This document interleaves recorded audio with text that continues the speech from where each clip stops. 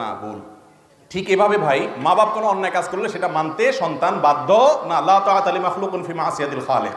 আরেকটা কথা হলো, মা বাপ যদি মেয়েকে বা ছেলেকে বেদিন ছেলের সাথে মেয়ের সাথে বিয়ে দেবে, পয়সা ছাড়া আর কিছু বুঝে না, তাহলে সন্তানের রাইট আছে ওই মা বাপকে এড়িয়ে অন্য কোনো অভিভাবক, ইমাম সাহেব বা গুরুত্বপূর্ণ মান্যগণ্য এলাকার কোনো ব্যক্তিকে অভিভাবক বানিয়ে উপযুক্ত পাত্রের কাছে বিয়ে করা। কারণ যে মা বাবার কাছে দিনদারির কোনো গুরুত্ব নাই, শরীয়ত তার অভিভাবকত্ব থেকে হরণ করে।